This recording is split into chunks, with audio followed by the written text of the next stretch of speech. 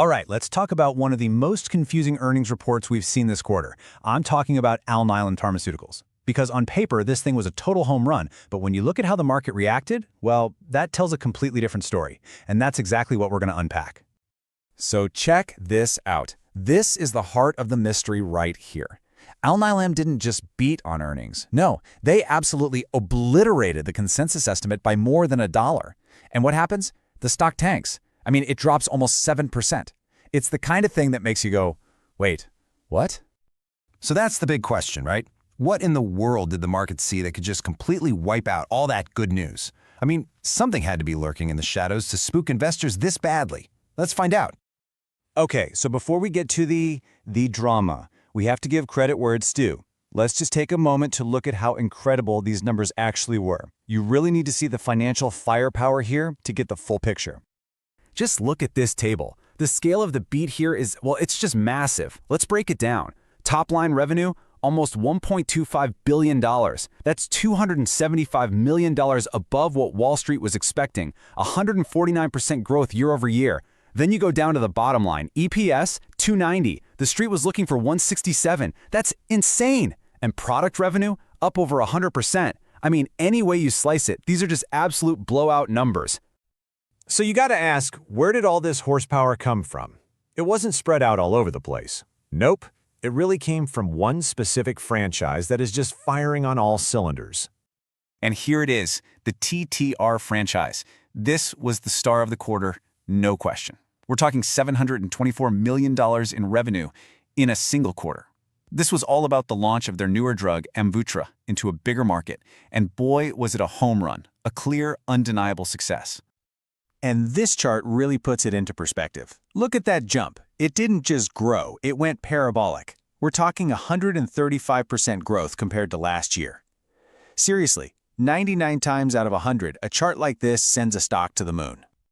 And management was practically doing a victory lap on the earnings call. The CEO, Avon Greenstreet, was super confident, talking about how encouraged they were.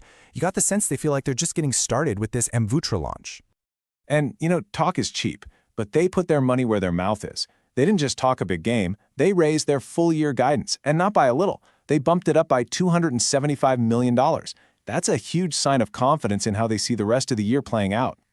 Okay, let's recap. We've got a monster quarter, a growth engine that's on fire, raised guidance. Everything, and I mean everything, is pointing up. So we're back to square one. Why on earth did the stock fall? Well, it turns out, hidden away in the filings was one little sentence that changed absolutely everything. Yeah, the bombshell wasn't in the financial tables, it was tucked away in the legal section. A brand new risk popped up, and it was the kind of risk that the market just couldn't ignore no matter how awesome the numbers were. So here it is. The company revealed it got a subpoena from the U.S. Attorney's Office, and it's an investigation into how they report their prices to the government. The real kicker?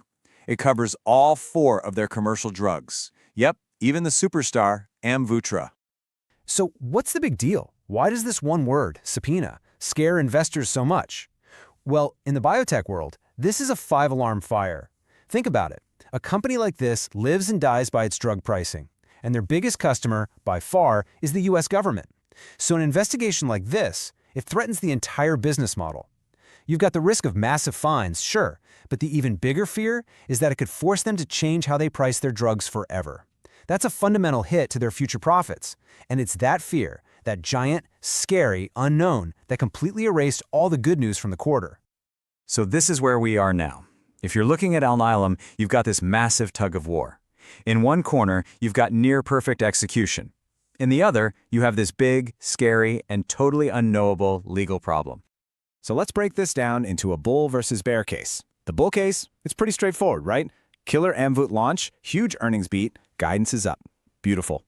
The bear case is just as simple. Federal investigation, pricing uncertainty, potential for huge fines. And right now, as you can see from the stock price, the bears are definitely winning this fight.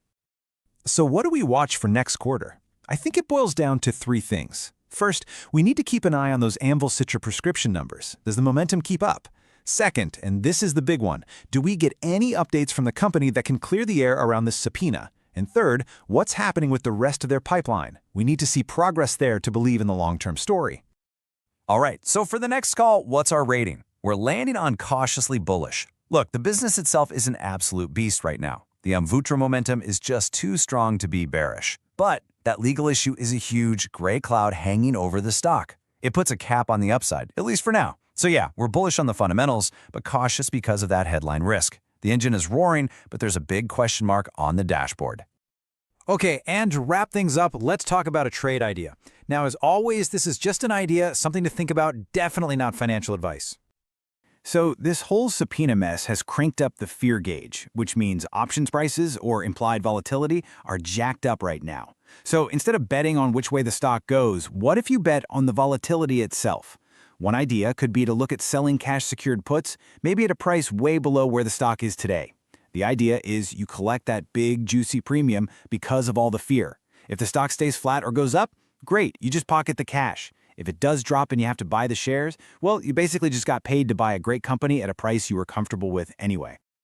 And I have to say this one more time, and it's the most important thing. This is not financial advice. Everything we talked about today is just for informational purposes. You absolutely have to do your own homework before making any moves in the market.